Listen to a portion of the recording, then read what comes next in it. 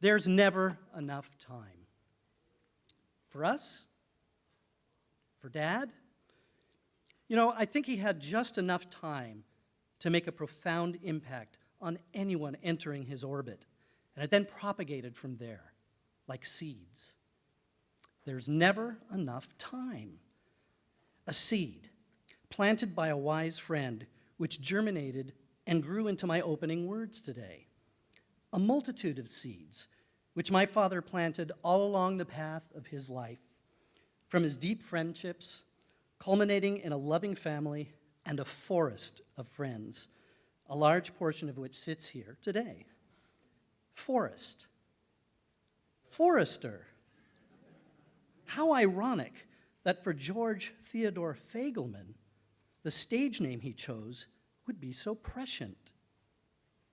My father was a man who had an innate talent to bring the best out in people. The thoughts and ideas he planted in others would most certainly come to fruition, as long as the recipients of his wisdom would let their guard down and accept what they were given. In fact, many did not realize that it was not actually necessary to swallow the seed. All they had to do was consider it, and my father was satisfied that it had actually been planted. Well, enough metaphoric rambling. Suffice to say that my dad operated in this fashion in all manners, whether it was in an academic senate, a class in film history, directing a production, critiquing young artists' works. Now, whether this actually worked when he was playing poker, I can't say. Now, I grew up, as did my sisters, in a theatrical family. Duh. Not only in avocation, but in the day-to-day, when it seemed we'd have to endure yet another teaching moment monologue. The only thing missing was some theatrical downlighting. Now, the words of a small group of people he impacted speak more loudly than I about what he meant to others, and we'll read some of those words to you right after I finish. So in all, George was fearless. George was a teacher. George was a master. George was a loving family man who cared for everyone around him. But above all, George was my father, and I will miss his physical presence, but never his spiritual one. For after all, he lives in me, especially when I sneeze. So loud. There's never enough time? Well, time is all we have. So plant those seeds, everyone. So I'd like to start with some readings, and some of my daughters and nieces and nephews, whoever wants to. I think I've assigned some readings to them. If you guys want to come out now, it would be a good time. Actually, that's one. I've made it. Where's my notes? Oh, here it is. Okay. So this is something that one of my dad's students from around the 1974-75 era wrote. He was in a production of Godspell, which was just one of those profound shows that I ended up being a part of, not in any way, shape, or form, but just tagging along. But it was such a joyful experience and a wonderful ensemble of a cast that some of those members are even with us, if not physically, in a spiritual sense, because it was just a wonderful show. But this is what he wrote to me. George Forrester was my first acting teacher, San Jose City College, 1973. I look back on that time with George with great fondness and tremendous respect for what he instilled in me. Quite simply, he gave me the beginnings of the acting craft. From his intense acting class to his stage productions, George guided, prodded, and demanded one thing: the truth. Dig deeper. Ask questions. Do your homework. Listen. Don't settle for the easy or showy choice. Such wise words. My journey from SJCC to UC Riverside to Juilliard to the professional stage was guided by George's early teachings, which helped shape me into the actor I am. And for that, I'm eternally grateful. I've spent 35 years working professionally on the stage, and I can say without question that those early days working with George were instrumental. Thank you, George, for your gift of knowledge and the opportunities you gave me. The memory of Godspell will always make me smile. And thank you, Gilda, for always having a warm smile and keen interest in the work. Your loving hospitality to the hordes of young actors who seemed to materialize in your Los Gatos home on an almost nightly visit was a great joy. Rest well, my friend. You will be missed. Love, Michael Ellich. So Madeline's going to read a piece that was written by some close friends from our days in Oregon, the Stovers, Alan and Sonia. Okay, I'll start with Alan's. Gilda, dear, I struggled to write something profound regarding my feelings for George, and we had several conversations about this past week.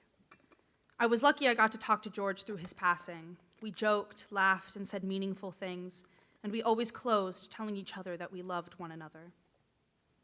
What more can be said of a man whose spirit cut such a wide swath? What do we say of men like that? I think it was best said by Scarlett Pimpernel, they may be giants. Alan.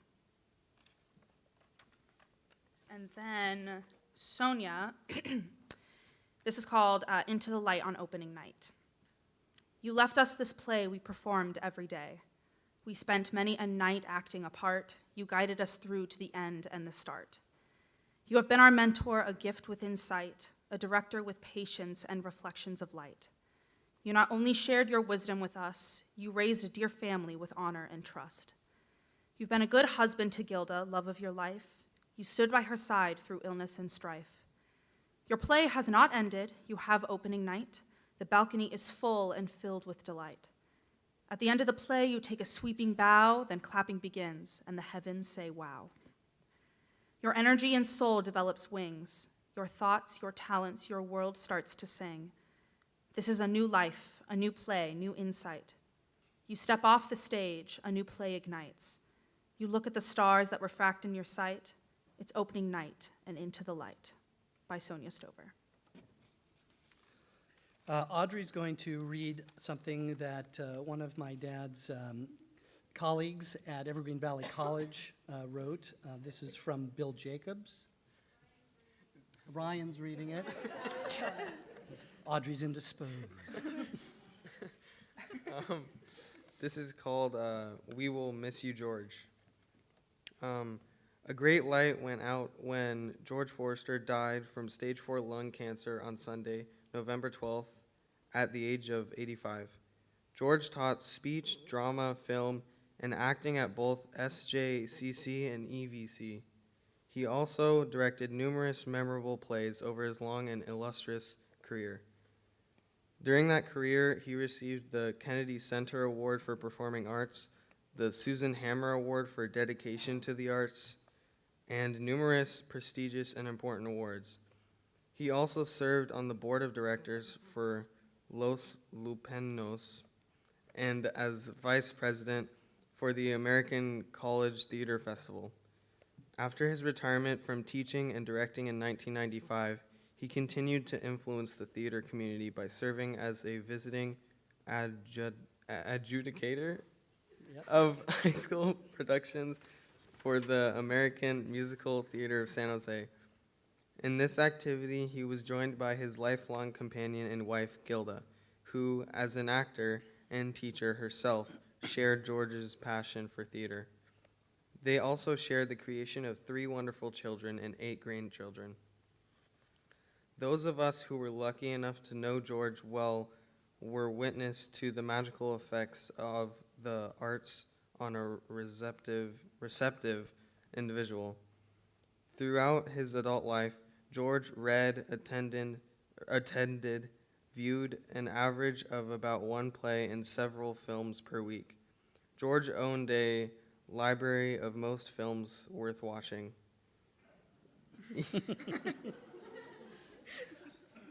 Each reading, viewing experience included a careful analysis of the production in terms of technical craft, considerations like setting, lighting, costuming, acting, etc. But more importantly, a lifetime of interaction with those dwelling within the worlds of novels, plays, and films, the humanities effect helped provide the fine-tuning that created such a person as George Forrester, a person who magically brought out the best in all those whom he affected, whether family members, friends, actors, or students. George also never forgot how important the Union was, as he continued to be active in the retiree chapter as both the vice president and the treasurer. He and his wife, Gilda, attended numerous conventions in both California and Washington, D.C. The light of his intensity, care, and love for others shone brightly, and we will miss him. Thank you. My son, Ryan. And now, a very close family friend who my parents first met down in Southern California, Jamie Quadros, and Gwyneth, and my daughter, and Natalie, my niece, will be doing a reading from him. So he called this Elegy for George. I have lost my best friend, but I am not alone. All of us are grieving. All of us can list all of the qualities that endeared him to us. All of us lost a unique person, a friend, a father, a husband, a grandfather, a relative. But in our grief, we should be consoled with the thought that he will live forever in our minds and in our memories of him. Memories of trivial events, as when during one of my visits, I was trying to recommend to him my preferred breakfast.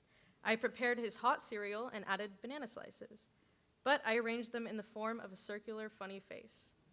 When he saw it, we both burst out laughing. Or when we attended a play or a movie, we would discuss the technical aspects, the story quality, the history behind story, and I always felt that I had gained much by his erudition. Or when, I can name many more instances of our closeness, but I feel that a poem by Mary Elizabeth Fryer can say it better than I. Do not stand at my grave and weep. Do not stand at my grave and weep. I am not there. I do not sleep. I am 1,000 winds that blow. I am the diamond glints on the snow. I am the sun in a ripened grain. I am in the gentle autumn rain. When you awaken in the morning hush, I am the swift uplifting rush of quiet birds in circle flight. I am the soft stars that shine at night. Do not stand at my grave and cry, I am not there, I did not die. And so he does. He lives forever in our minds and in our memories. Thank you. Now, Piper. It's Jacob now. Now, Jacob, my nephew, it's like it was recast in the hallway. We'll be reading something from a childhood friend and cohort of my father's, Ruben Bettino. George is gone. How convey the sadness, the emptiness? I write. The director has left us, his raspy voice talking, the words filling my soul. That forceful energy, positive, loving, teaching, engraved deep within me. Always opinionated, discoursing profoundly, the director has left us. We were students together, learners and hikers and dreamers, and now my brother George is no more. Memories sustain me. Thank you. And here's something from a local actor who had contact with my father when he was directed in a production. He's now an equity actor and runs City Lights with his wife. And this is from Kit Wilder. It is an overused expression, but it must be said. Your father was a force of nature, and anyone who had the good fortune to be touched by him in any way was better for it. I was always eager to hear what he thought of a show or a performance of mine. An honest, positive appraisal from him was a treasured reward for good work. I still pass on to others, to actors, students, etc., in the rehearsal room, the classroom, or the pub, the single most important lesson I learned from George when he took a huge risk and cast a cocky little nobody as Trotter in The Mousetrap in the summer of 1981.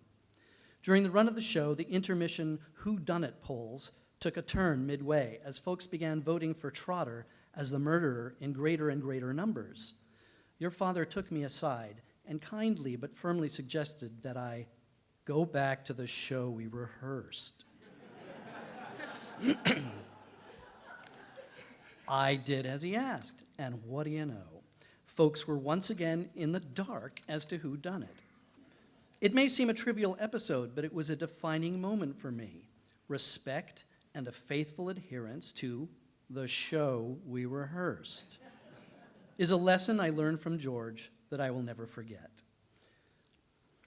And finally, another one of his childhood friends who has so many stories to tell, and I've heard some of them from my father, about the, I think hijinks would actually be a mild definition of the things that they used to do in the Catskills and on the streets of New York. Some pretty wild stories, but this, there were a number of things that he mentioned to me along the way. Let's see. When George and Bernie and I drove to California, he didn't tell me he did not have a driving license. So I had to drive all the way, day and night. He pissed in the radiator with us to get to the next gas station.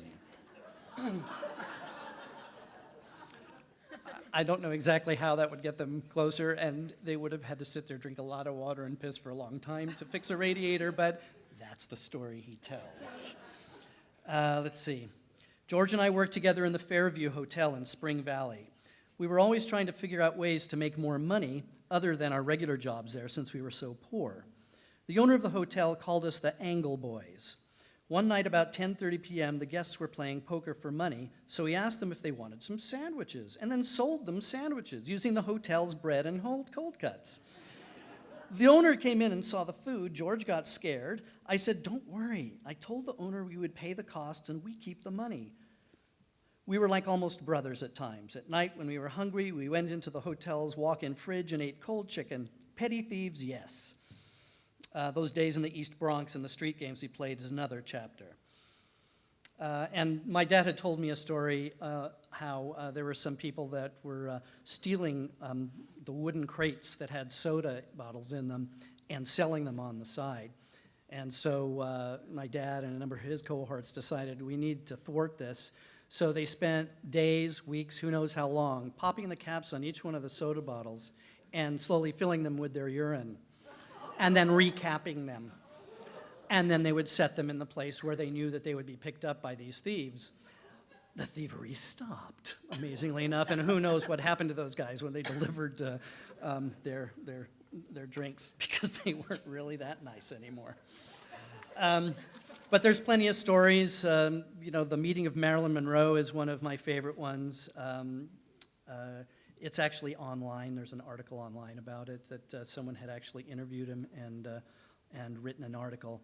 But it boils down to him basically being someone guarding a gate, and he accidentally bumped into her or into someone and spilled a drink on her white dress. It was a Hollywood Bowl event, a big benefit that she was performing at. And her bodyguard apparently just grabbed him by the neck and lifted him up and pressed him against the fence. And, I don't know the bodyguard's name. Let's say it was Al. And she went, "Al, put him down. Put the boy down." And Al put my dad down, who was, in his early 20s, if not that. I mean, if that. He was out here in California going to USC. And she actually took him into one of the tents there, and they sat and talked. And a one-on-one with Marilyn, and she asked him what he was doing, and he said, "I'm pre-dental, but I'm really interested in the business." And she said, "No, forget the business. You don't want to do that. It's horrible, and you should stick to the pre-dental." So he didn't even listen to Marilyn. So he followed his own path for certain. So next up, scene 2. Some singers. We need some singers. We need a pianist. We do. We need help. While we're getting set up, I wanted to say something.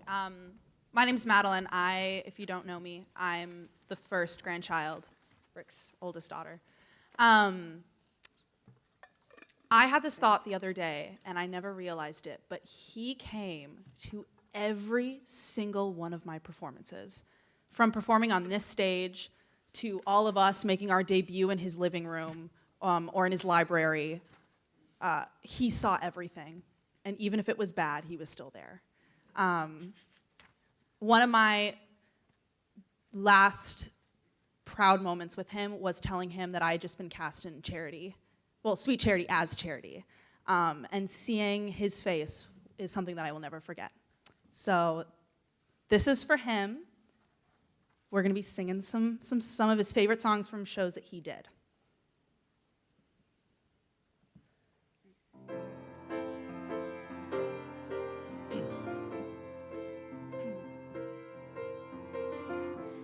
Day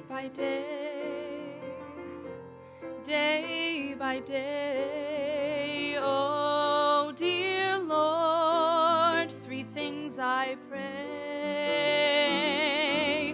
to see thee more clearly, love thee more dearly, follow thee more nearly, day by day. Day by day, day by day, oh dear Lord, three things I pray: to see thee more clearly, love thee more dearly, follow thee more nearly, day by day. Day by day, day by day, oh dear Lord, three things I pray: to see thee more clearly, love thee more dearly, follow thee more nearly, day by day, day by day, day by day, oh dear Lord, three things I pray: to see thee more clearly, love thee more dearly,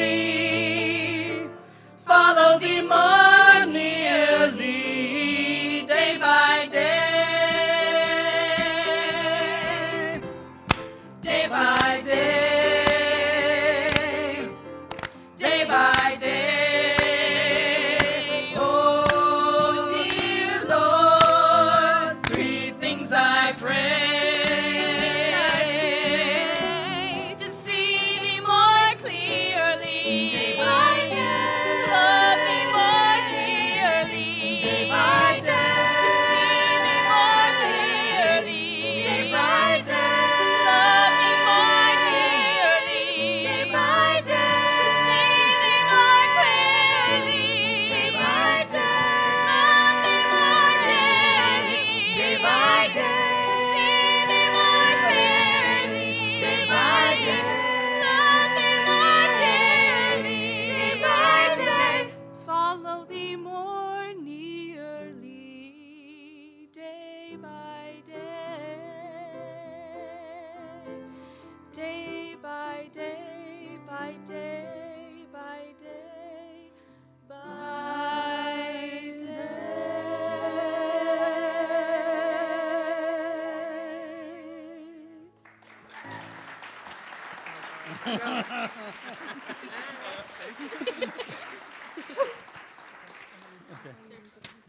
And please do not be scared as we sing this next piece.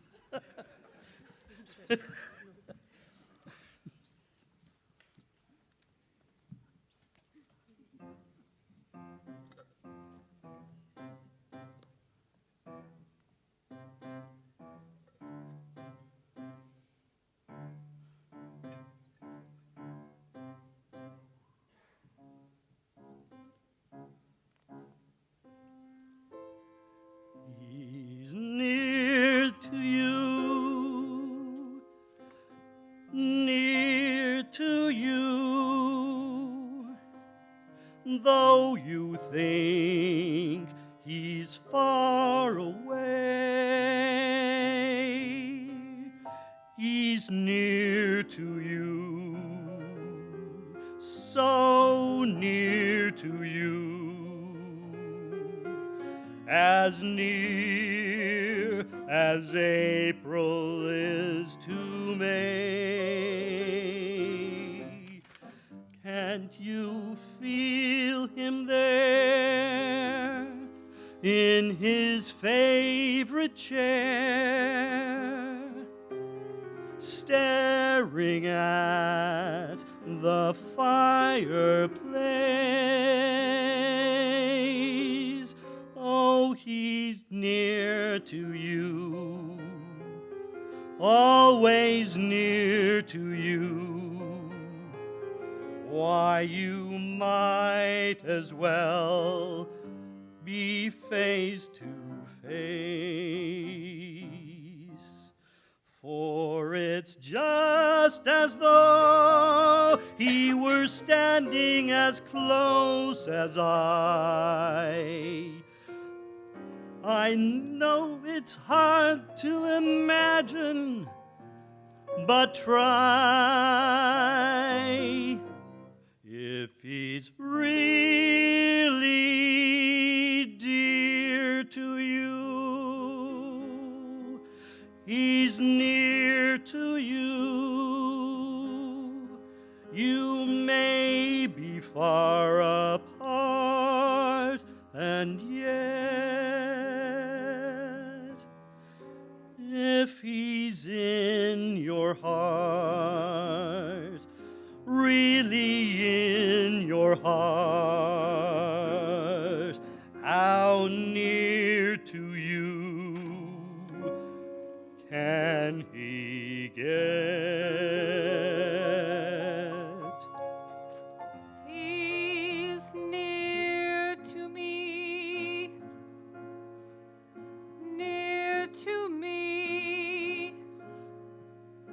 even though he's far away. He's near to me, oh, so near to me, as near as April is to May. If he's really dear to you, He's dear to me. he's near to you. He's near to me. You may be far apart, and yet, If he's in my heart, really in your heart, how near to you, how near to me. how near to you.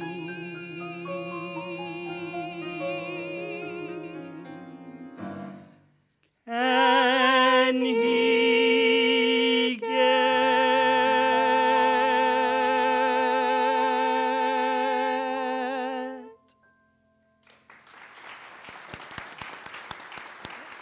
Yeah. And now, Darlene Hayes. A tribute from Darlene.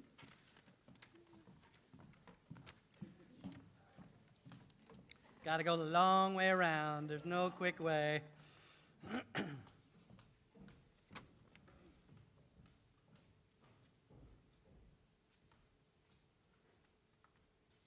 And thank you to Diane Sychek for helping us out with the piano. Thank you, Dai Sai.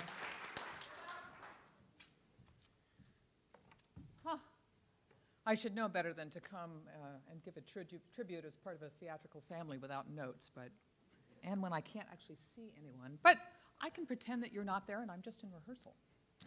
Except that I was never really on the stage, not since high school. I met George as a a very naive teenager, the age of 17 in 1974, working on Godspell, oddly enough, in the costume shop.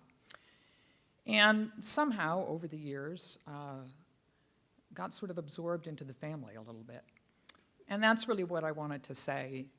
That's my tribute to George, is how he and Gilda really had such an expansive view of what family is and what family can be, and taught me the possibilities that I hadn't really realized, that family is not just genetic relatedness, that it's caring beyond gene pool, that it's seeing people that you like, seeing people that maybe need a little something, and being willing to reach out to them. And I'm not the only one that they brought into their lives in this way.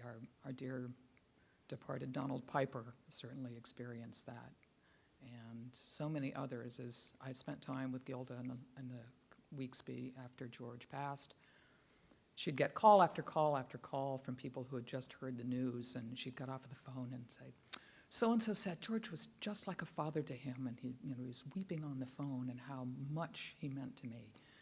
And that's how a lot of us felt. And I am forever grateful for learning what I could be as part of a family, and how I could conduct myself in the world, and extend myself and absorb other people into my life to be part of my family. And so I'm terribly grateful to you, Gilda. I'm grateful to all your kids, and I'm one of the seeds, and I'm now grown into a forest. And see, this is what happens when you don't have notes. Yeah, right. Well, no, but you had notes. I can see them. They're right here. At any rate, I will close with this. As Rick was talking about the Marilyn Monroe story, I remembered another part of that story where George was at the Hollywood Bowl, and apparently he was one of the people that had the clipboard and will let you in if your name is on the list. Richard Widmark's name was not on the list. George would not let him in. And Richard Widmark was threatening to kill him and screaming and reaches his arms through the door, and he still would not let him in. So it's just as well. Anyway, thank you.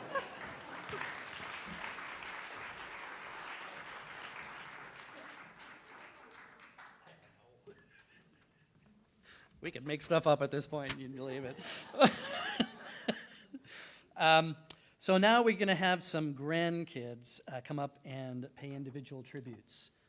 So that would be Natalie, Piper, and Audrey to start, and any of you others that wish to say something, you should come on up here, and I'll do a tap number while it takes you forever. Okay.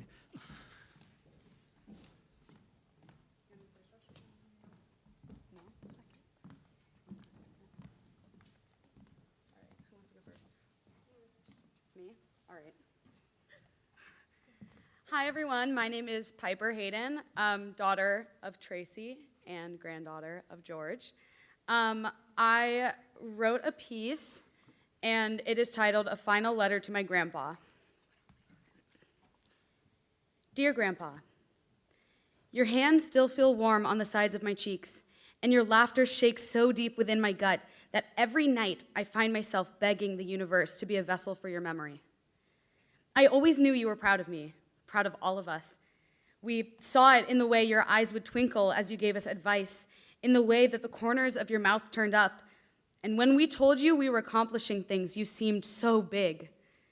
Maybe it was because of how loud you could cheer, but maybe it's because even in your pauses, even when all you could do was take a breath, I could still hear the wheels turning in your head. You wanted the world for us, and we're still on our way to getting it. You taught us to be proud of ourselves, to be proud of making mistakes while striving for just below perfection, because perfection isn't human. You were the master of what it means to be human. I think that's something you passed on to me. On the day I was born, you stood in the hospital with your arms wrapped tightly around my grandma and you cried. It didn't matter who I was going to be that day. It didn't matter that you would eventually forge a deep love for theater within me, or that I would graduate high school or transfer colleges, anything at all. It just didn't matter. I was born into a great man's life, and you loved my family and I so much that day you cried. From the second I took my first breath to when you took your final one, you were there. When I told you I wrote a play, you asked to read it.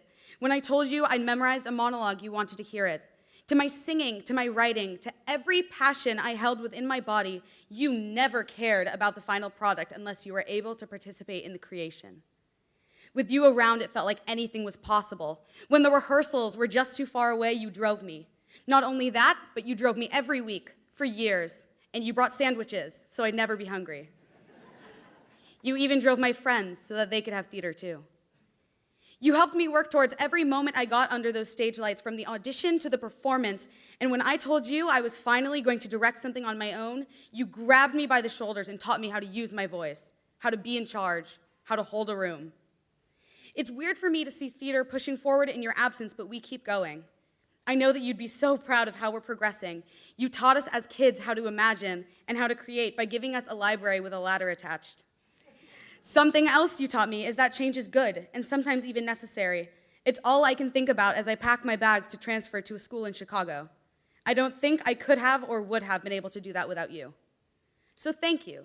Thank you for bolstering us, for years of support, and for always being confident in our ability to succeed. I will never be able to repay you for the role you played in my life, but that doesn't mean I won't try. And lastly, I want to read you a poem. It's about your death, but more importantly, it's about the life that will continue growing within all of us, what will keep you here with us indefinitely. The night before you left the earth, I slept in a pile of blankets, and I fell asleep warm and intoxicated after chugging from a bottle of Fireball, college. That night, I had no dreams, but someplace inside of my gut woke me up just minutes before I got the news. A single text from my mom, Grandpa, it said. But I had no room for tears. My sleepy eyes felt heavy and dry. So I drove home that day, all 8 hours, speeding up I-5, hoping to tangle my fingers with yours after I finally arrived. But instead, I had to look into the faces of a family tattering into pieces, their laughter sunken into dark sobs and foreheads lined with the pain. But I think there's something beautiful in the way your existence was temporary, because your greatness could never be defined by a timeline or by the ticking of a clock. Anyway, the funeral was covered in a sheet of rain. I swear that we felt you as the mud seeped into my socks and drained our cheeks of their hard facades. My arms were full of other people's grief. I don't think I thought once of myself, because holding those who let themselves crumble felt like dark sand slipping right through my fingers. I wanted to scatter your ashes into the wind so maybe you would stay, because I'm worried I can't define myself without the man that grew me. And still, it's only in what's fleeting that makes us appreciate what we've got. The laughter that lifts us from under our arms will always be tied to you. You would have hated to see me cry, but you would have smiled as I picked myself up to become something bigger than who I was yesterday or the day before that. You created a nation. You birthed a family that knows how to be friends first and how to find love in the middle of grief. That's not something I can say comes easy to most, but for some reason, it came easy to you. Grandma claims that you two did nothing. Why can't she see that you focused our world? I was the last one to leave the cemetery, didn't want to leave you behind. But hanging back in that rain made me realize that staying would be letting a piece of myself die with you. And even though you taught me all I know today, it wouldn't be fair to keep my head down. And instead, I'll grow bigger. I'll grow bigger and I'll do it faster than the others, so that one day I'll look back and realize I got ahead, and I got ahead because of you. Thank you.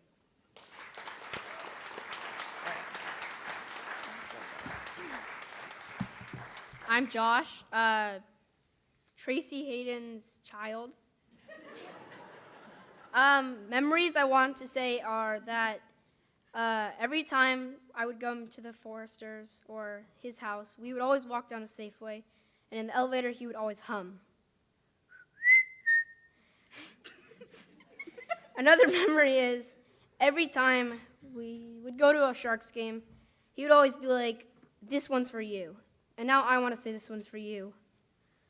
So every time I play hockey, I'm going to play harder and harder for you. That's all I want to say.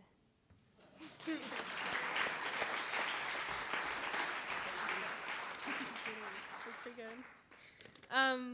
I'm Richard Forrester's daughter. One of them. Here it goes. Oh, by the way, I'm Audrey. Yeah, okay. George Theodore Forrester, a man that taught many, was feared by many, cared for many, loved many, and most importantly, inspired many individuals, including me. If it weren't for him, I wouldn't be doing theater, neither would most of my family. He inspired me to be the best of myself, to carry myself independently, and to never change who I am, no matter what everyone else thinks. My life and others were precious to him. He would be there to make you laugh with his silly actions and body movements, or his funny life stories about Marilyn Monroe in a skin-tight dress, or the moments when you would get lost driving somewhere with him and experience the funny, snarky remarks that my grandma and him would say back and forth to each other. I'm looking at you, Grandma. He, the man I call my grandpa, was one of a kind. Whether it was his subtle philosophical advice to the moment you knew it was going to be a great day when you heard the word Bubby. What made life so special with him in it was how he would do anything for his grandkids, even if it was walking all the way to Baskin-Robbins for ice cream, driving me 40 minutes back and forth to do a musical that my cousin wrote, Piper Hayden. Pick me up for Sharks games, come to all my dance and musical performances with flowers in hand, give me a hug whenever I needed it, feed me ginger snaps in his car when he knew I didn't have dinner yet. I never really experienced that much loss in my life, being so young, but also being part of such a caring and close-knit family. The funny thing is, we are close because of him. He brought us together in the best of ways. Whenever someone asked me what I truly value in my life, I would say my grandpa. Not because he was related to me, but because he is and will always be the best person I have had the honor of knowing. He lived a full life, which is rare. He always was there for all of us when we needed him. He had the best dance moves. He was the best guest on Cooking with Audrey ever. He let me give him manicures. He embraced Charlotte when others believed she was just yarn. What? He had the best and warmest hugs. The fact that he let me hold his warm hands whenever I wanted to. He was and will always be our friend, family, the greatest director worldwide, and my cousin and I's very extravagant grandpa, known only as George Theodore Forrester. Thank you.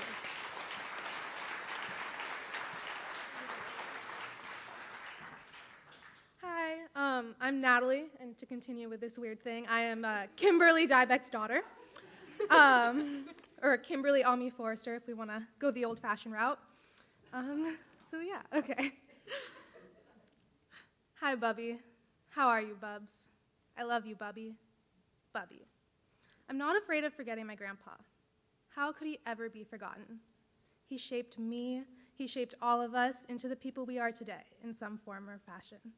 But what I am afraid of, what has kept me up these last few nights, is forgetting the sound of his voice when he says those four most important words.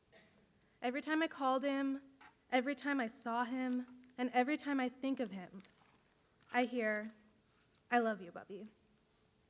There is so much I can say about my grandpa, but when I was trying to think about what I wanted to talk about today, I had a really hard time, and I couldn't narrow it down. So I went back to some of the writing I had done prior. When I found out about his diagnosis, I was at school in LA, and I was just about to enter finals, so I couldn't actually come home to see him. So instead, I bought this little notebook, and I started writing. When I went through my writing, and I found one poem that I had written, and I'd like to share it with you now, because it kind of inspired what I'm going to talk about for the rest of the speech. Please bear in mind, though, I do not go to school for poetry, and I'm not a good poet like Piper, so just be wary. I titled it, The Room. I walked into the room, cold, sterile, and white. It'd been 9 weeks since I saw you. When I left, you were full of light. And maybe that was just a facade. I'd put one up too, but the last time I saw you, I was reassured and felt safe and okay when looking at you. But then I got that call, and so I booked my flight, and I walked into the room, cold, sterile, and white. You look so small and fragile. My heart just broke inside. My hands started shaking, and I tried not to cry. I knew this would come, but I thought way down the line when I walked into the room, cold, sterile, and white. You were tangled up in cords, nose, wrist, and side. It was time for you to walk, so I came along for the ride. You were trailed by a nurse with a tank, a box, and an IV line. But then we both walked into the room, cold, sterile, and white. You sat back down and looked at me, and I really wanted to cry, but you started speaking so loud and so strong. The moment you called me Bubby, I smiled and laughed out loud. I left to get us coffee and search for a sweet treat too. Walking back, I saw halls full of nurses, and I felt so bad for you. But then I walked into the room, and I realized I was wrong. With family here and friends and neighbors and students young and old, the room was not cold. Your life, your stories, your teachings, you had touched us one and all. You influenced all our lives, and because of you, a family of friends was born. And now it's our turn to keep you warm. And so I look around the room, warm, loving, and bright, full of caring faces, full of your light, because of your life. George T. Forrester touched many lives, made many friends, and taught all of us what family means, because family doesn't just mean blood, it means love. There are two things I noticed when reading through this poem. The first was how I recognized the community my grandpa had built and the family he had formed without actively thinking about it. And the second was how lucky I was to have the relationship I had with my grandpa, because we were not your typical grandparent-grandchild relationship.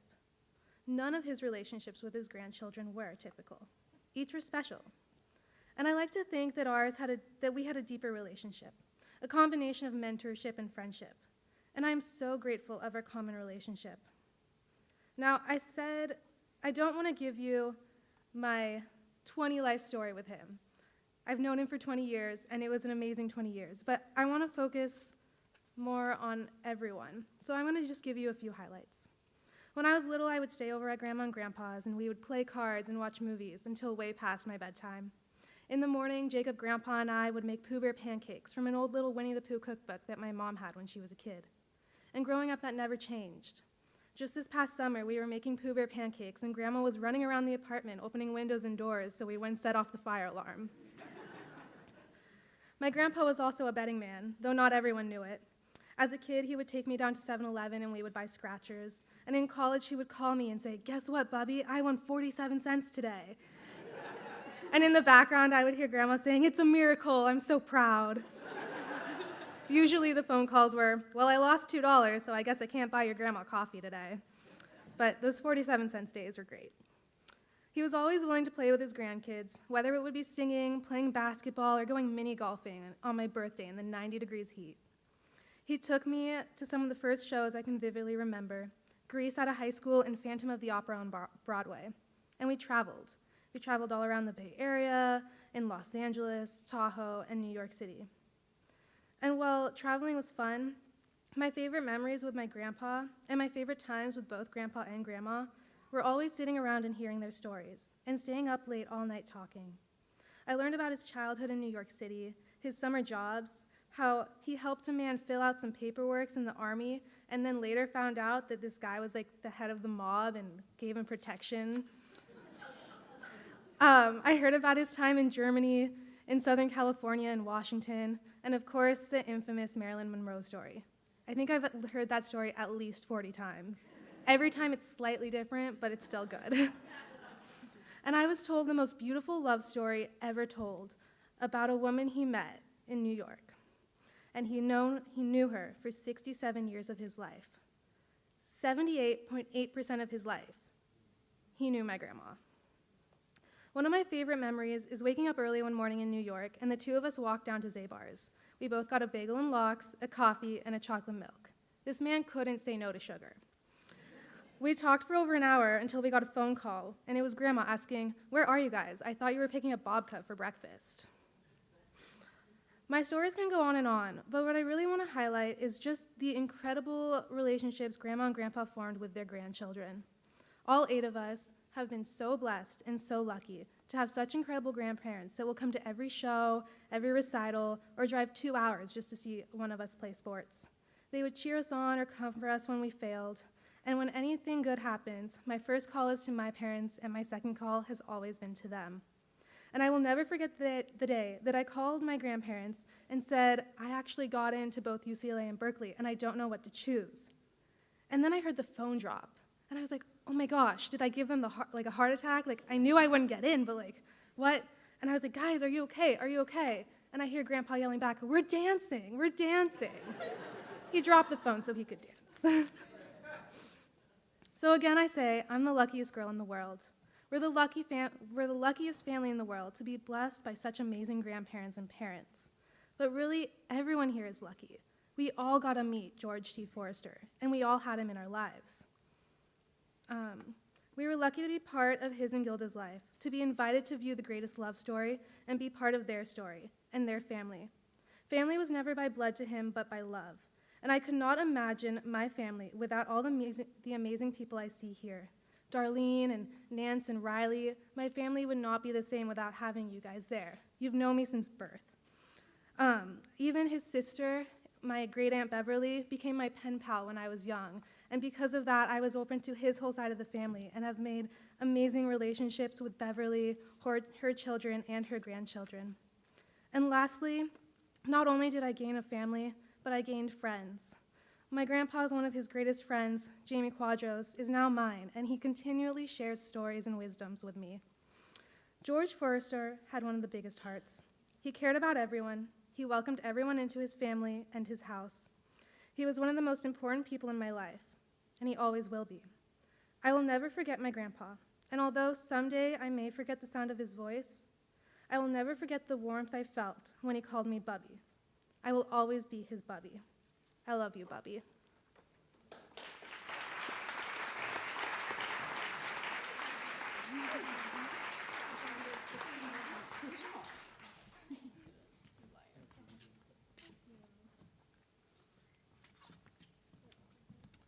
So now I think we're on Act 2. Wow. So we're going to do an open mic. If we could bring the house up a little bit. And I'm assuming that these are all hot. Yeah, they are. But I would say, as George would say, that was a really long first act, but really good. Okay, I'll go over that way. Okay. So anybody who would like to relay a memory wants to speak. If you want, sure. Yeah. Sure. Go on. Yeah, go ahead. Donna's coming on stage. Rick.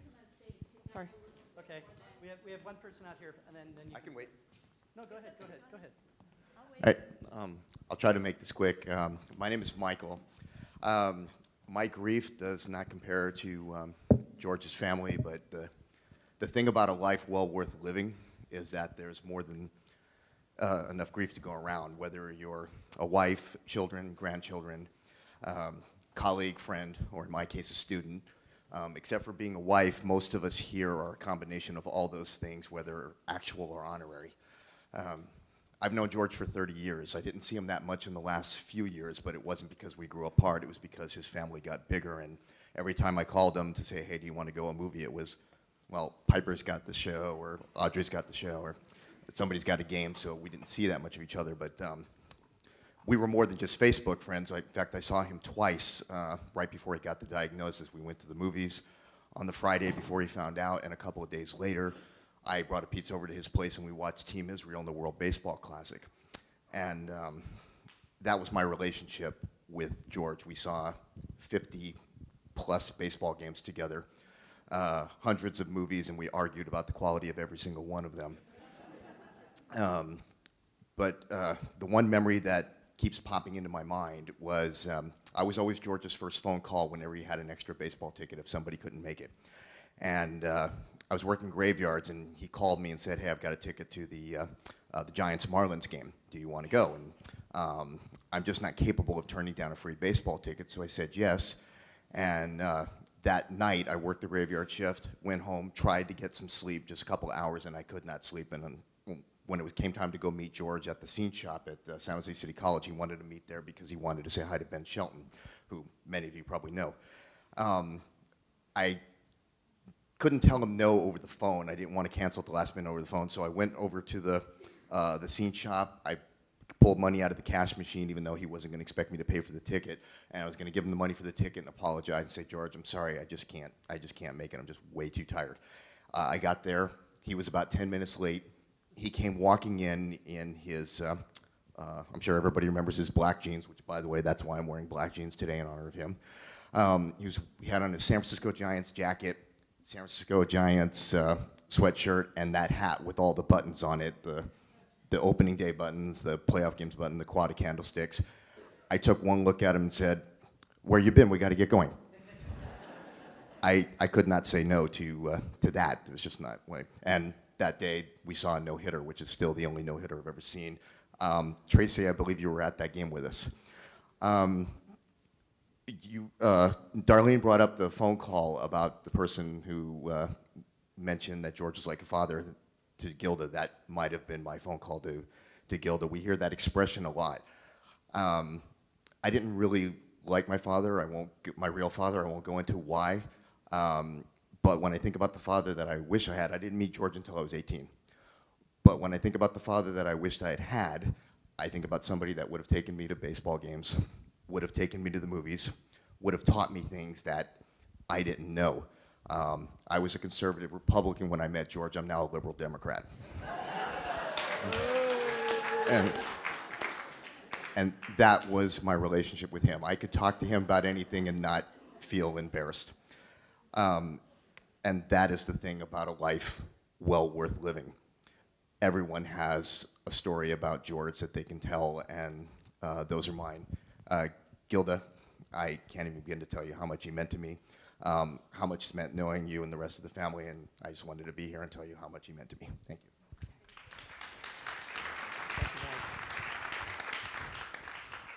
Hi, my name is Donna Serio, and just thinking of my friend George, I wrote a paper.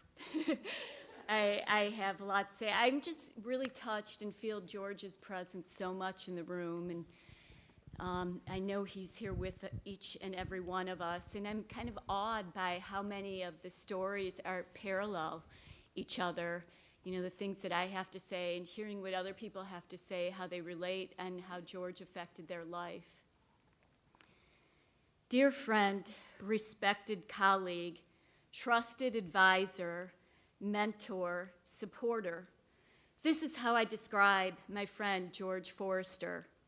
He was the first person I would call when trying to sort out some professional drama. I would have to say that George is one of the most influential people in my life since I moved to California. I met George around 18 years ago when he was interviewing me to be a part of the highly esteemed adjudication panel for American Musical Theater of San Jose's High School Musical Theater Honors Program. I remember our first meeting well. I thought George was intimidating, energetic, humorous, and welcoming all at the same time. I found him interesting, intriguing, and who could forget that famous dolphin earring that he always wore? I really didn't know what I was getting myself into. I live in the East Bay, and so making my way down to San Jose during rush hour to see the various high school musicals every weekend was a feat in itself. I can remember my very first adjudication well. I was so relieved when I finally made it down to San Jose in time, but I wasn't prepared that I still had about 20 more miles to get down to Gilroy, where the high school was located. I think I made it just in the nick of time. George was probably nervous, wondering if his new choreography judge was going to show up. Let's say I was baptized in fire that night. We saw the show and gave the adjudication immediately afterwards. I didn't really know what was expected of me at the time, but I somehow made it through. After seeing the shows, the judges would head over to Coco's or Baker Square to discuss the show and select which performers would be chosen as best in the show. I was always armed with my binder full of directions from Lorraine to get me to the high schools, since this was before the advent of the smartphone. But it was George that I would follow to get to whatever place we would be meeting afterwards. George was never known for his sense of direction. It seemed like we got lost almost every time, and we were constantly turning around. Even with all this trial and error, I continued to follow George closely because I was not that familiar with San Jose. One time, George got us so turned around that we ended up driving straight through a Wendy's drive-thru. No, we didn't take the time to order, but of course, George, Gilda, Billy, and I were laughing hysterically after this happened. Since we were such expert, or so we thought, panel of judges, American Musical Theater of San Jose wanted to treat us well, so they would pay for our late evening snacks at Coco's. We always tried to be very frugal with the money afforded us. At that time, I could honestly claim that I wasn't near the age to be able to order off the 55 and over menu, where you would receive deep discounts on the dinners. George and I always had a scheme. I would order some decadent dessert that George wanted, and George would order a delicious dinner off the 55 and over menu that I would want. When the waiter wasn't looking, we would switch. Not that we were pulling one over on the waiter, because they would see what we did once we were eating. Or we would just split a banana split. As you know, ice cream was George's favorite food group. We did our best to save AMT a little money however we could, all in the name of promoting the theater. The adjudication panel argued intensely over our strong artistic opinions because, of course, each of us thought we were right. But underneath all the artistic divide was a great love and deep respect for one another. That's what made our group so special. We laughed, fought, and loved each other's company, and George was our ringleader. One of my most influential teachers in high school had called our particular class Camelot because it was just the right people coming together to create a special moment in time. Recently, I have come to realize that the time I spent on the adjudication panel was another Camelot.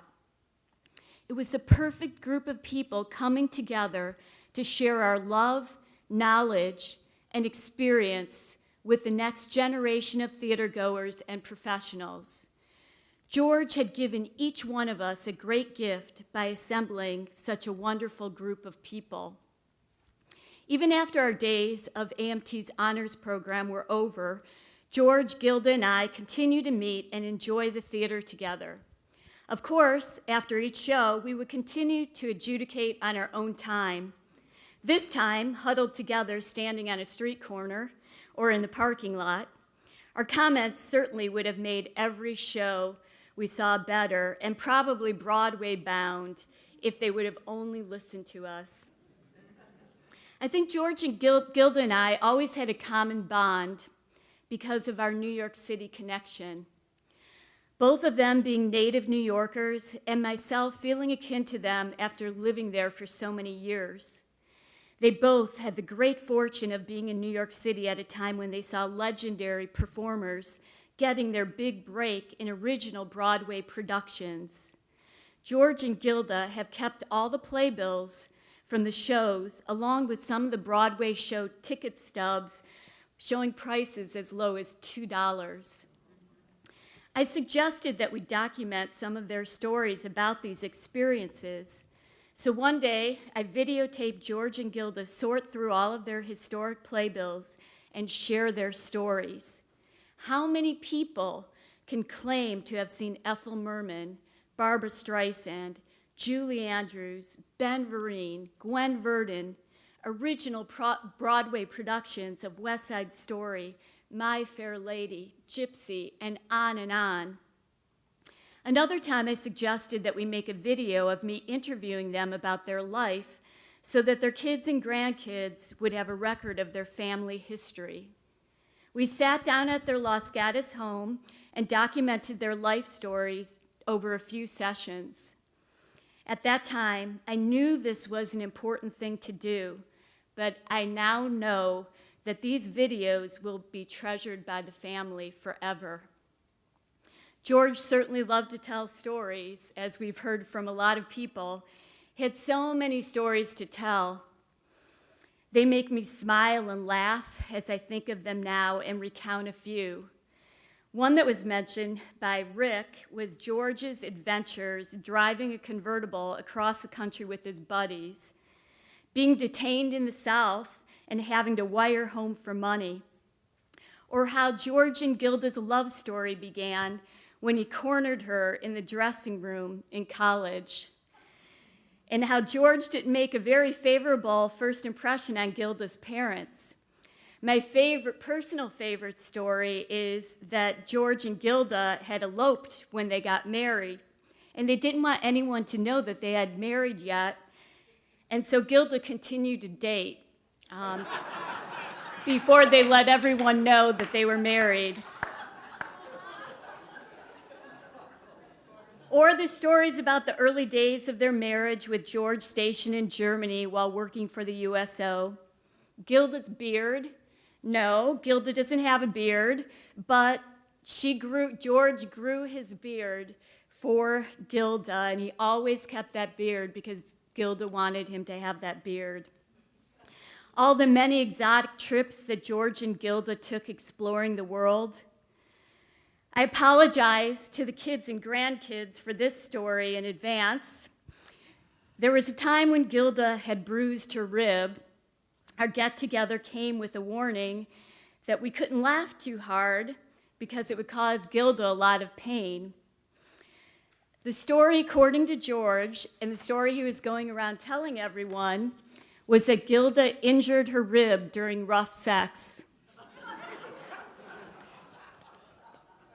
Of course, we laughed until it hurt.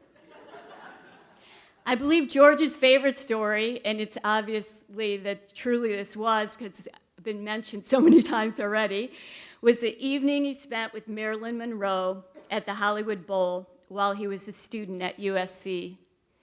But really, I think George's favorite subject was catching everyone up on what his grandkids were doing. He was so proud of his family, his kids, his grandkids, and he took every opportunity to speak about you. How could you not love a man like this? Whenever I was going through a tough time, George and Gilda would be there to listen or just have me over to lunch. They would support all my projects, coming to see them, giving me notes. I'm sure George would like to be giving me some notes right now. I feel extremely blessed to have a friend like George Forrester in my life. I will miss hearing his voice, supporting me, or at times saying, "What are you doing?" Always laying it on the line and handing me the truth no matter what. How many are lucky to have a friend like that? George's life made a remarkable impact on so many lives. As a husband, father, grandfather, friend, teacher, director, the many roles George played in this lifetime. Isn't that what we're meant to do in this life? And George did it so well. Thank you, George. Your presence was a true gift in my life and so many others. I cherished all of our time together. I love you, and I will miss you so much until we meet again, my friend.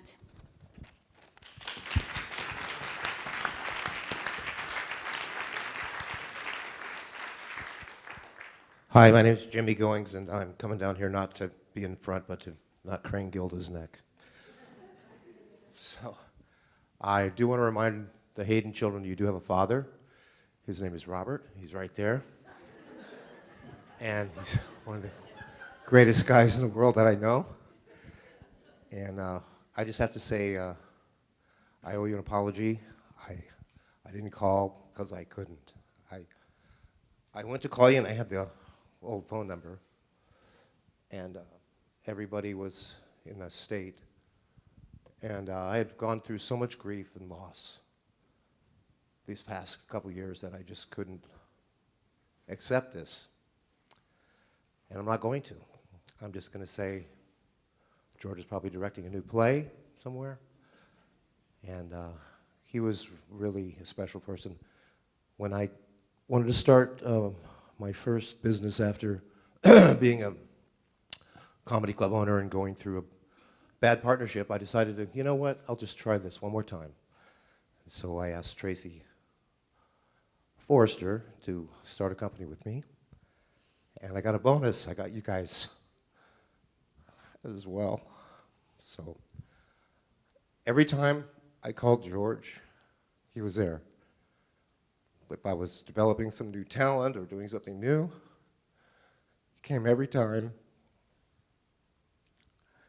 And I'll always love him for that. Sometimes I got the phone call for the Giants games as well. And he was always the best. He's like, you know, these players these days have no balls. They won't steal bases. So, right, Trayvor? And anyway, I just want to say how much and how honored I am to know you. And to know you, and to know you, and to know your kids, and to watch them grow up. And to just have the experience of being welcomed into the family for over 20 years now, and I love you all. So, thanks.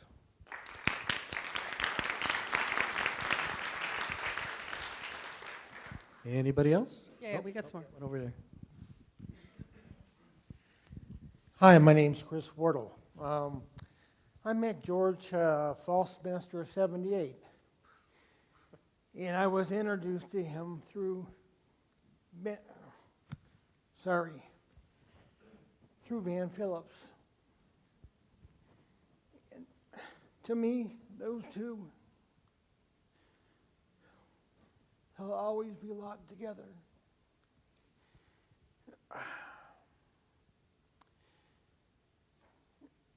George was like a dad to me. And, you know what, I grew close to him and he grew close to me. And you know, there was a time in my life when he and Van stood by me when not too many other people would. And I'm grateful for that. And he saw me through some hard times. But one of the things I always remember about George, well, a couple of things. One, directions. I don't know whoever followed George, but God bless you. I remember we'd gone up to San Francisco, and it was either we were either seeing Tracy at the comedy club, or we were doing something up there for somebody else, and so George decides he wants to drive home. Oh, okay, So he jumps on 101, and we're driving, and we get to San Jose, and we pass 17, and we're still driving. Then we pass 280, and we're still driving. And I looked at him, I said, George, where are we going? He said, well, I'm going home. I said, I think you need to go back this way and make a left on this freeway and we'll get there. He looked at me and went, really? I missed it? I said, yeah, oh yeah, George, you did. Let's go. And another thing I remember about George, I worked a lot of show with George many years ago, and I was usually working up in a box just like that over there, and but I remember the first ball game he and I ever went to, Giants-Dodgers game on a Saturday afternoon, and I had tickets to go, and so I asked George, if he wanted to go, and he says, I can't. Gilda won't let me go. And I said, I tell you what, let me call Gilda. Call her and let's see. So he says, I can tell you she's not going to let me go, Chris. Well, let me call her and I'll ask her.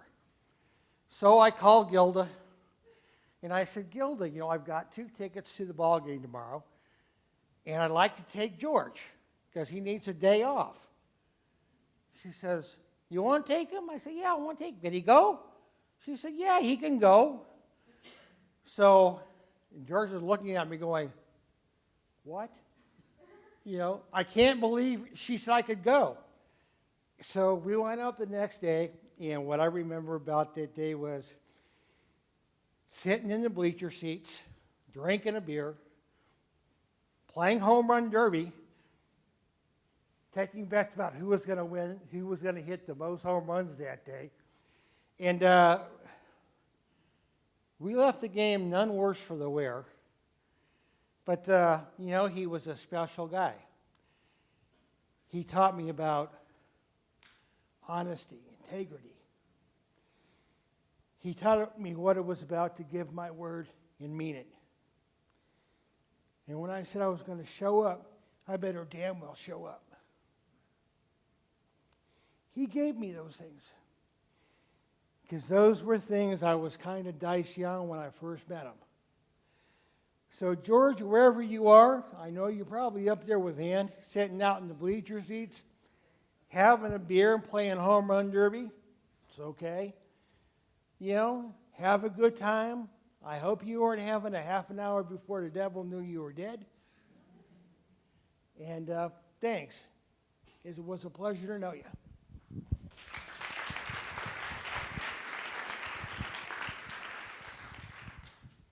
My name is Stock Cortez, and I felt compelled to speak because my daughter, our baby daughter Anita, 61 years old, I'm 95. So I said, I've got to, my daughter's down south, and she was under George's guidance for many years. She became a professional singer, and never did I talk to her when she said, have you seen George? If you do, give him a big hug. She became a professional singer and retired at age 61, but George was always foremost in her recollections. I couldn't help but speak up and say, thank you, George, and I want to thank Gilda and her entire family. She certainly inspired my daughter to go on and perform worldwide, and thank you, George. Anita was part of the Godspell cast. Hold on. Hi. I'll get to everybody. We'll get, don't worry. Can I get down there with Rick? I'm not used to doing this, but Gilda, Rick, Jeff, yes, Tracy, Kimberly. My name's Jeff Mayanaga. All these stories, similar theme. You know, what George meant to us about the family. You know, about everyone being accepted into the family. And I can remember the exact moment I was accepted into the family. Don't go anywhere, Rick.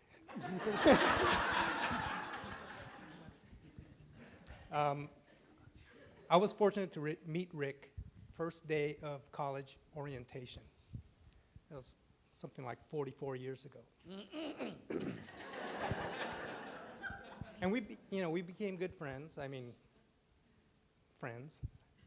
And a few months after we met, he said, hey, Jeff, I'm going home for the weekend. Would you like to come and meet the family? And I said, sure. It's like probably the greatest decision I ever made in my life. You know? So it was a Friday afternoon. We caught the Trailways bus back up, came down over the hill, and went up to the house. George wasn't home yet. I met Gilda and Tracy, Kimberly, I think. She would have been 4. Tracy was about, 10, maybe 11. Kimberly was about 3 or 4.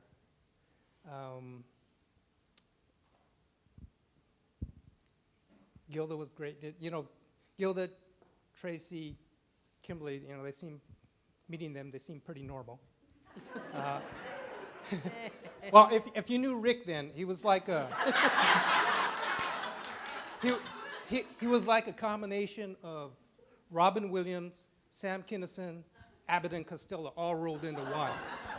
When he got That's on, when I was asleep. when he got on a roll, you know. So, and they had a dog, Dane, this huge dog. It's a Saint Bernard Great Dane mix. Yeah. Probably outweighed me by about 90 pounds. And if you sat down, the dog would come and put his head on your lap and leave a big wet spot. So I learned that really fast, right? So we made talk, and then later on in the afternoon, George came home, and he's the George you all know, right? He's welcoming, jovial, the whole thing. And then he says, well, let's get started. He says, we're going to celebrate Shabbat. And, you know, he hands me a yarmulke and says, put this on. and I, you know, I don't know. I said, George, I'm Buddhist. and he says, that's okay. Nobody's perfect. You know, and so I put it on, and I had a lot of hair back then. And so, you know, I trying to find a spot where it won't fall off, you know, and it was real kind of poofy hair, so, you know. And so I take my place at the table, and I remember there was like candles, some wine. And then George directs Rick to read from the Torah. In Hebrew, read Hebrew. Yeah, I've known Rick for like 3 months. I know he's really smart, really talented, but I had no idea he knew how to read Hebrew. And apparently neither did he, because he started reading, and then George would stop him, correct him, and then read a little more, and then he'd stop and correct Rick again. And this went on 3, 4 times, 5 times. Finally, Rick gets through it. And George, you could tell he was kind of frustrated and annoyed. And and when he was done, George says, that's it. We're going to have 7 years of bad luck. You know, and Tracy digs an elbow into her brother and says, thanks a lot, Rick. And Kimberly starts screaming and crying, you know. I don't want 7 years of bad luck. And she gets up off the chair, runs through the kitchen, back around the hallway, into the living room where the dog is, and the dog starts going a little bit crazy. And I'm sitting there, and I'm having kind of a panic attack, little bit of anxiety setting in because, you know, I'm with Kimberly. You know, I don't want 7 years of bad luck either. I don't know. And then I'm trying to keep my head perfectly still because I don't want the yarmulke to fall off. Because if it does, you know, who knows what other wrath I'm going to incur upon myself. Seriously, right? So just before I start screaming myself, saying, you know, claiming ignorance, and I'm not responsible, and, you know, I shouldn't be penalized at all. Gilda puts a hand on my shoulder, and she looks at me, smiles, and says, welcome to our family. and that was the moment. That was the moment, right? I mean, it was pure theater. You know, George set the scene, initiated the action, and everyone else went to kind of this improvisational mode. And you know, Rick, Tracy, Kimberly, and Gilda's the judge, right? So it was that moment. That was the moment that I received this gift. Right? I went from observer to participant. George, he drew me in. He pulled me into this drama, you know, and kind of it changed the way you look at things, right? You participate, and that's the gift he gave me that I'll remember always.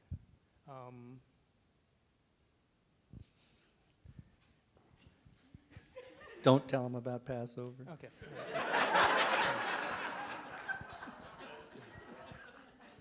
won't do that.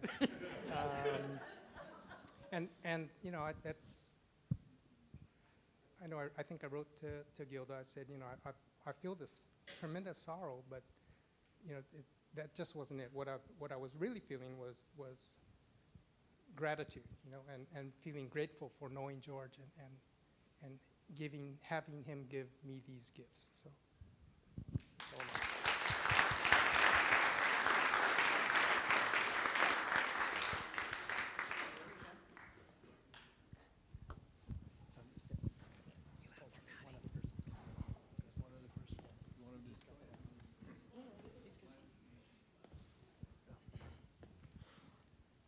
My name is Gene Alberts. I happen to be one of George's fellow poker players.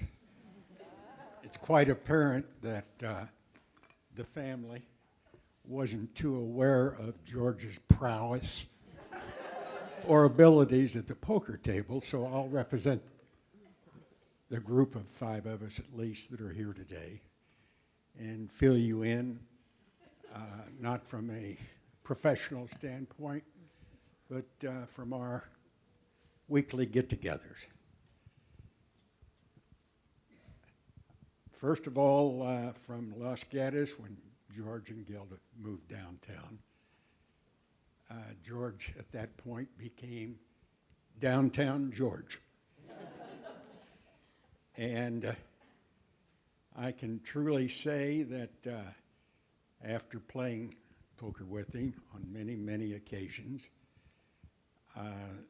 not to speak of, again, of his prowess at the table, but we would make sure we get an Uber to pick him up, never to miss a game, because he did, I would say, put several of our grandchildren through college.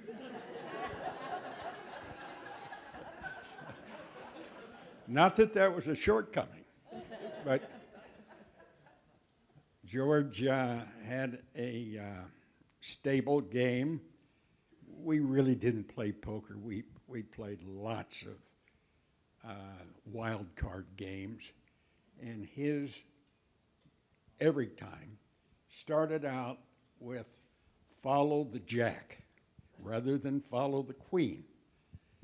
And when he got down to follow 7 at the end of the afternoon, we'd call an Uber for him. But I just wanted to say that all of us that knew George so well knew him as a person of warmth, sincerity, and thought awfully high of George. Perhaps one of the stories that his family wasn't aware of, you would put it under the category of chutzpah. And that's when he was telling us that he met with the mayor, current mayor, after moving downtown a couple years ago. And he accused the mayor of putting a hex on the downtown area since he became mayor. And when we lost the San Jose rep, he called that to his attention. When we lost the theater downtown, and when they lost the free parking at the Safeway. So I just wanted to pass that on to you, and thank you for letting me be a part of the ceremony today. I would say if your dad and your grandfather would be here to critique your performance today of an outstanding memorial service, he would give it a 2 thumbs up. Thank you.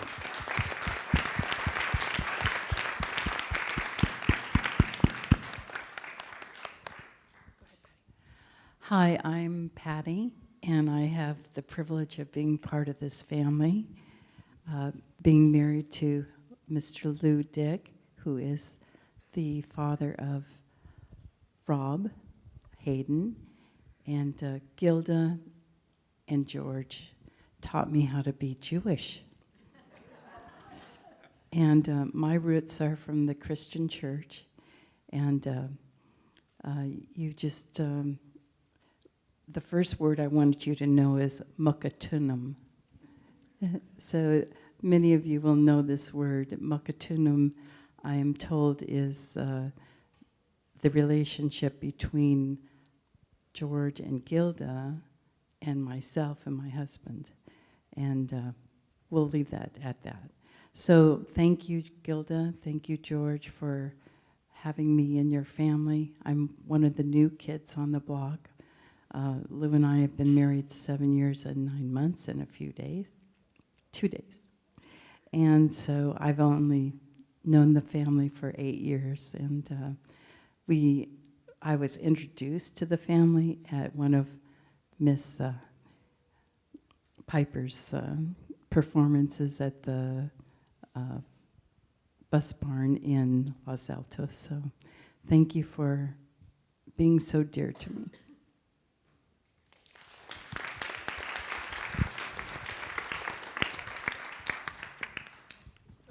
Hi, I'm Ken Sonkin. So much time's passed since I got to see you, Gilda. I'm so glad to see you today, Mary Beth and I. I wanted to say a quick thing about Rick and Tracy and Kimberly.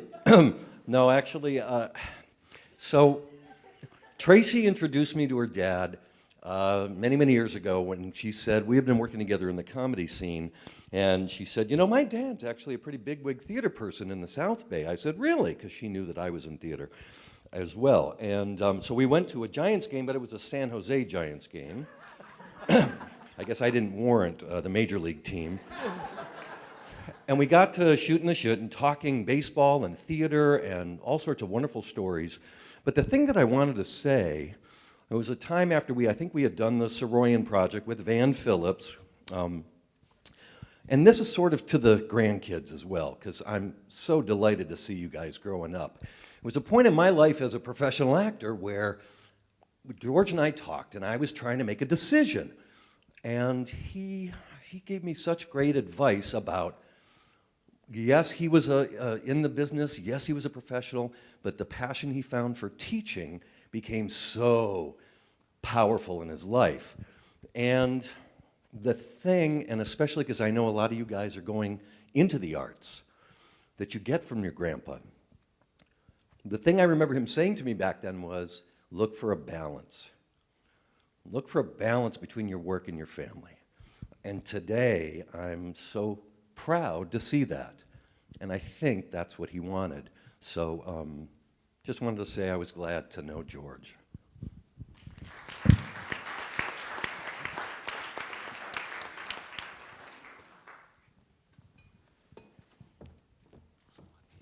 Hello, I'm Lisa Greenwald.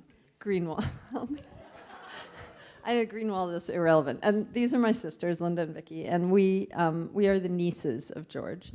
George's sister, Beverly, from New York City. And pardon me, but I don't speak extemporaneously very well. When we were sitting down to compose this, we shared similar memories and feelings about our Uncle George. He was the uncle who lived in California, that mysterious place halfway across the world where there were dangerous earthquakes that could swallow you up at any moment. In fact, Aunt Gilda and Uncle George's house sat right on the fault line, which meant that their house would surely fall directly into the center of the earth when the time was right. First, Uncle George and Aunt Gilda were really hip. How cool was it that George wore a dolphin earring, which apparently is really, he's famous for, I know. Gilda had an asymmetrical haircut. He taught acting. Second, how cool was it that they allowed their kids to have rabbits and pigs as pets when all we had was a dog and some gerbils? Our mother told us many stories of their life growing up together, close to a year apart. They were best friends as children and did everything together. Board games, playing on Brighton Beach. I think it was Brighton Beach. Was it Brighton Beach? Maybe not. Some, because they were up in the Bronx, who knows? Some beach. What? Orchard Beach, okay. The Brownie Camera. Bar mitzvah lessons, where apparently our mom was a better Hebrew student, and then, of course, did not get a bat mitzvah, but she always talked with reverence about how Uncle George was a professor and was so admired by both his peers and by so many students from all his teaching years.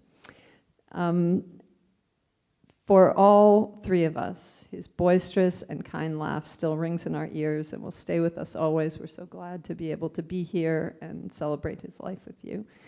And thank you.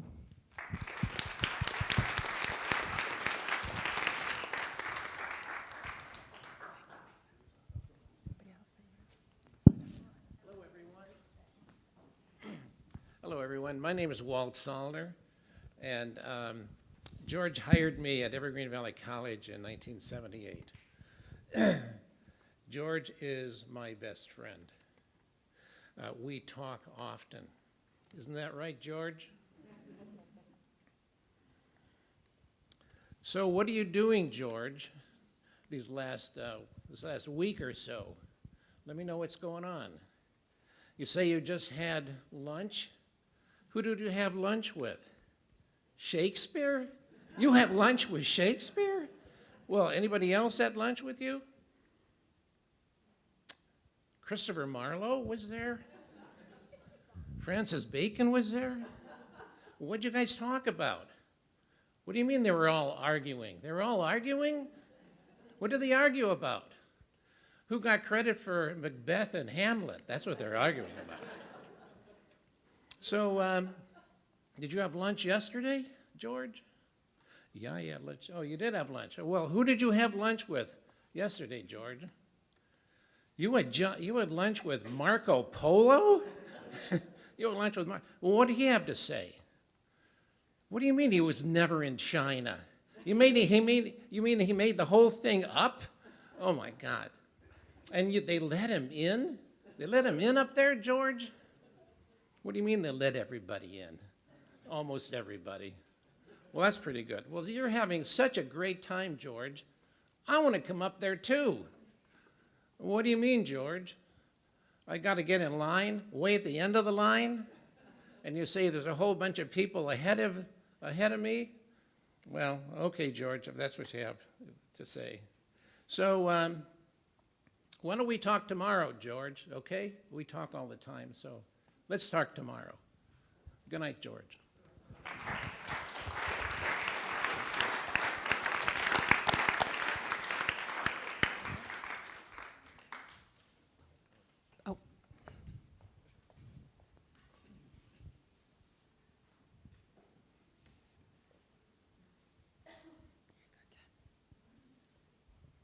Hello, my name is Ted Kopolis, and the first thing I really enjoyed about George Forrester when I met him in 1974 was his name.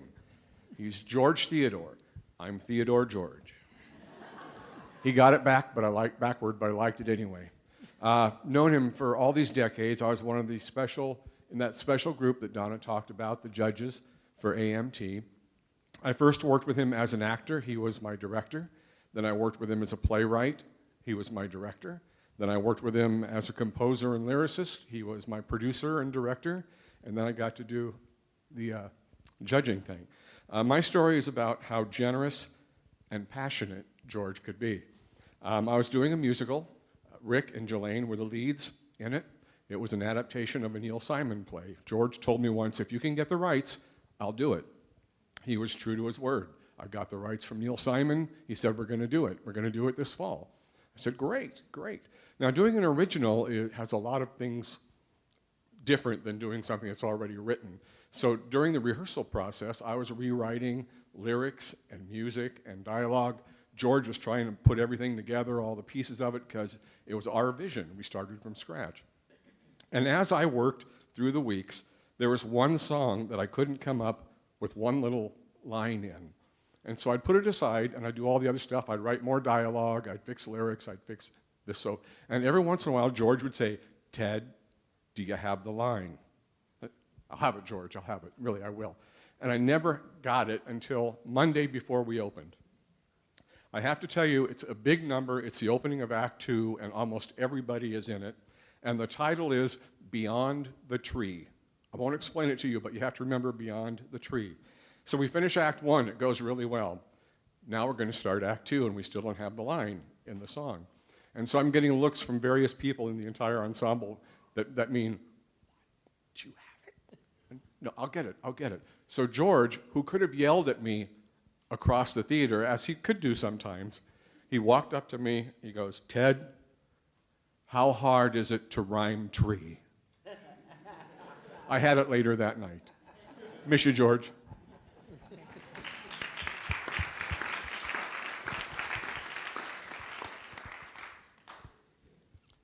Go ahead, Bill.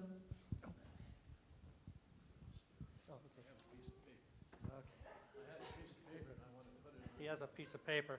Everyone, piece of paper. The last mic. This one here? Yeah, the only mic. Okay. I don't know if I can read it. I didn't know that they were going to read that newspaper little thing I wrote.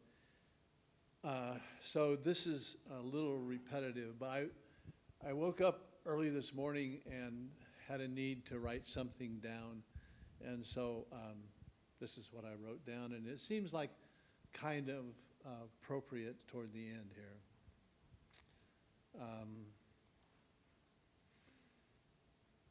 There was a great light that shone on others. That light emanated from a huge love of life's enormous complexities, the ironies that result, and the humor that follows.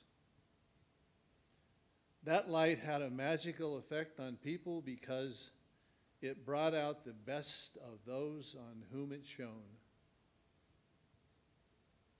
That light radiated from George Forrester. For the past 48 years, I have been blessed to feel the warmth and glow of that magical light shining on me.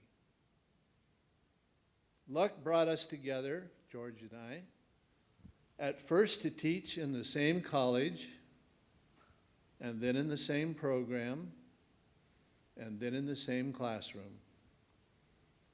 That all started a long friendship in which we shared countless meals, meetings, excursions, trips, ball games, family news.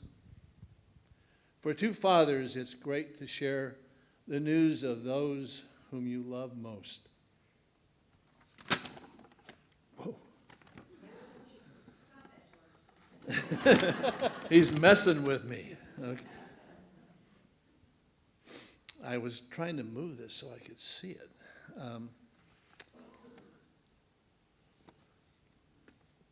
Over all those years, I watched all of George's productions and numerous rehearsals. I never tired of watching the light shine its magic rays on others. And when others reflected it back, he took it in with a rewarding response.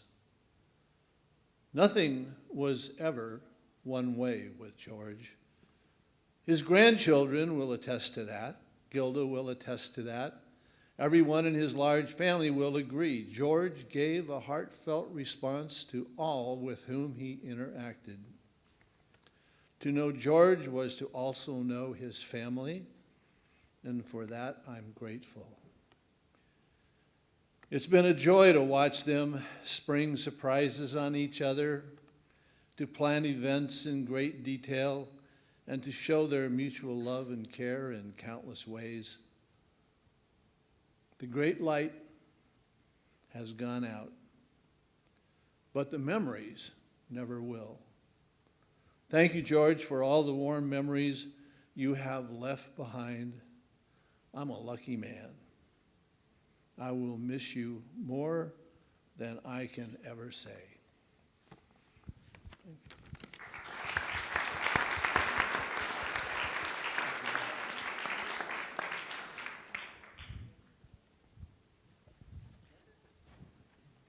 there.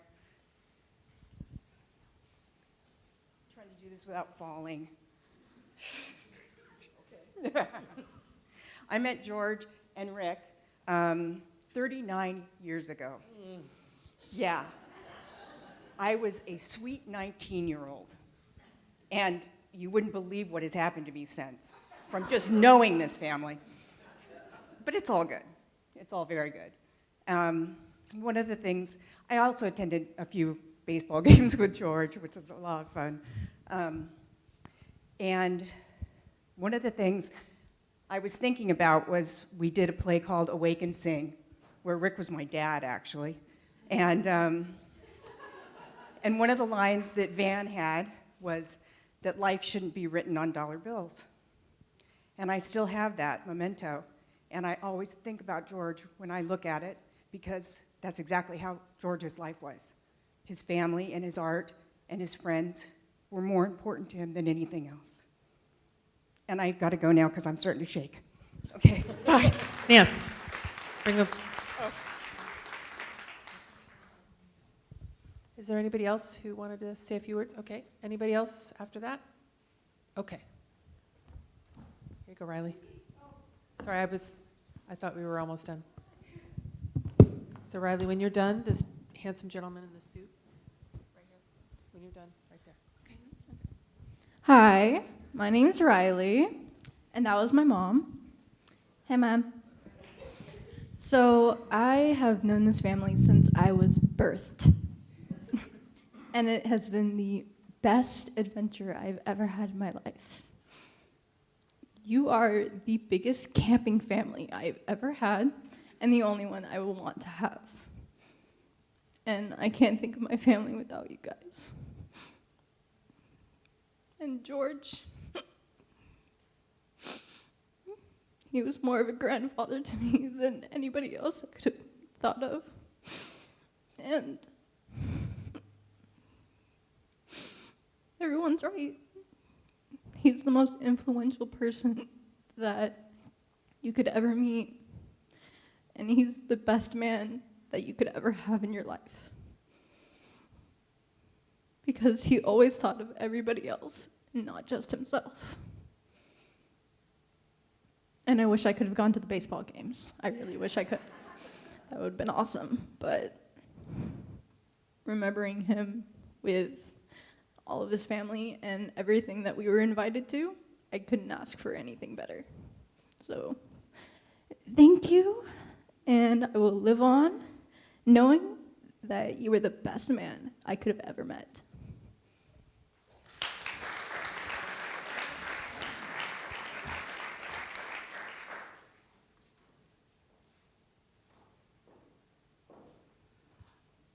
My name is Robert Ware.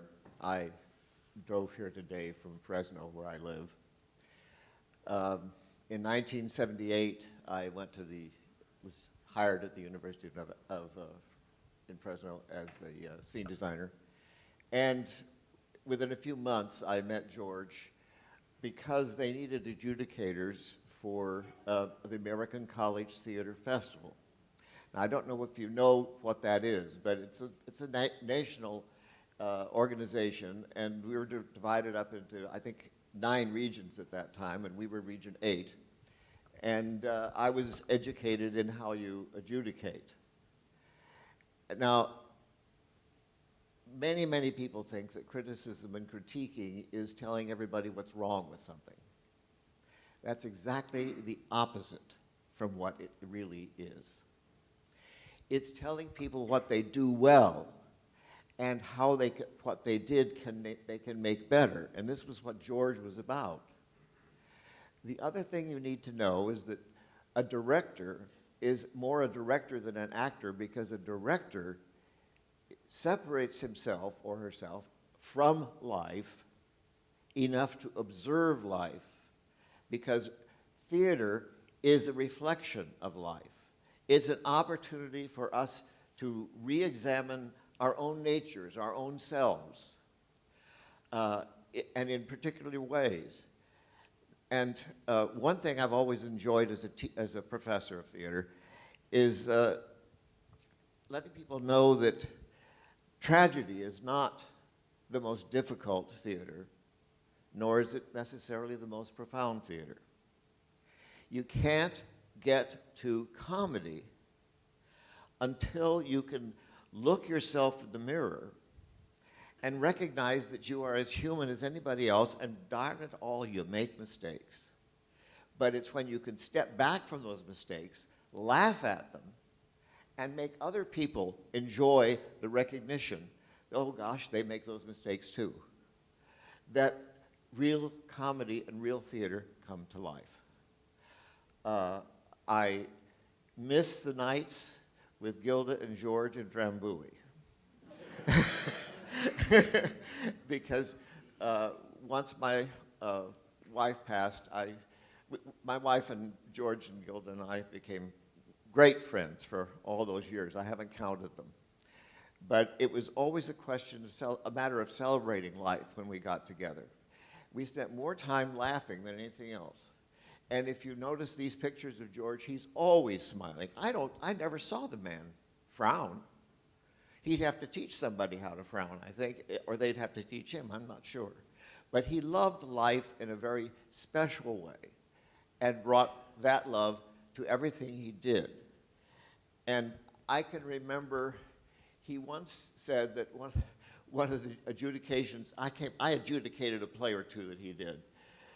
And what he remembered was when I pointed out the fact that the telephone was correct. But you see, I'm a scene designer, and period authenticity is a big deal with me. But you can't get there unless you can look at other periods and other lives, and when you design a set, you design it for the people that are going to live in it, who are going to be the characters in the play. And this is why theater, I think, is one of the most noble professions in the sense of the humanities, because we can't do theater if we haven't paid a lot of attention to how the rest of you live and how we live. So that's about all I want to say, but I would like to read something that came to mind when Gilda phoned me. And it's, to me, well, how can I say? There's a time for everything, and a season for every activity under the heavens. A time to be born and a time to die. A time to plant and a time to uproot. A time to kill and a time to heal. A time to tear down and a time to build. A time to weep and a time to laugh. A time to mourn and a time to dance. A time to scatter stones and a time to gather them. A time to embrace, a time to refrain from embracing. A time to search and a time to give up. A time to keep and a time to throw away. A time to tear and a time to mend. A time to be silent and a time to speak. A time to love and a time to hate. A time for war and a time for peace.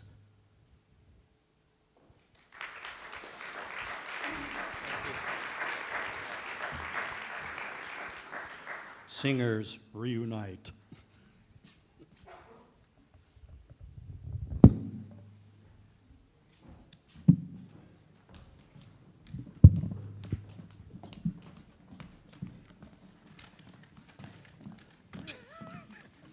You were on my left, though, weren't you?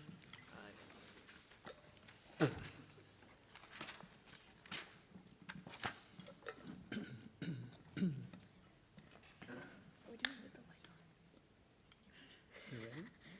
Yeah. No, she's drinking. Are you looking at me?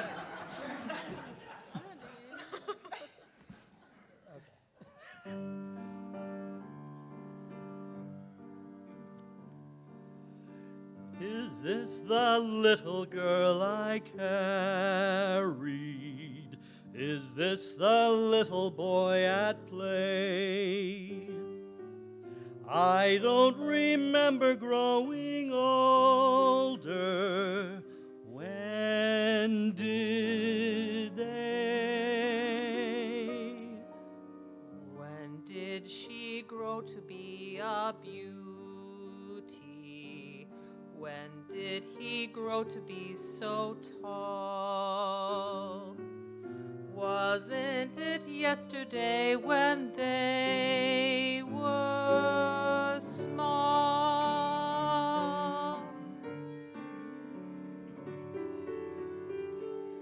Sunrise, sunset, sunrise, sunset, swiftly flow the days. Seedlings turn overnight to sunflowers, blossoming even as we gaze. Sunrise, sunset, sunrise, sunset, swiftly fly the years, one season following another, laden with happiness and tears. Now is the little boy a bridegroom. Now is the little girl a bride. Under the canopy I see them side by side. Place the gold ring around her finger. Share the sweet wine and break the glass. Soon the full circle will have come to pass.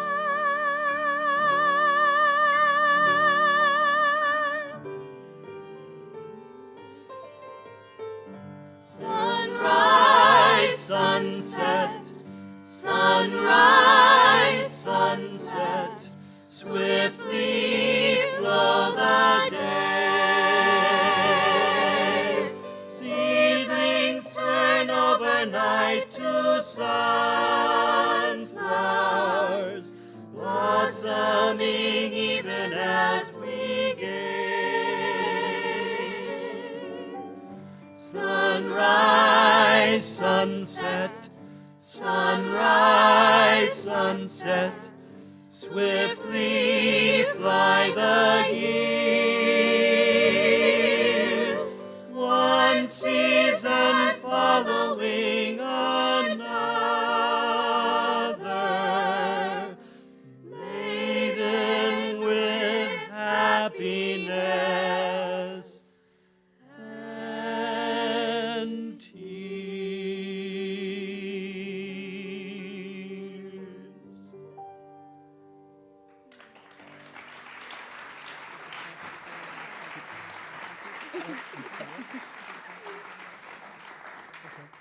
Thank you, everyone, for coming today. Thank you, Daisai, for playing the piano. And there are refreshments out in the lobby.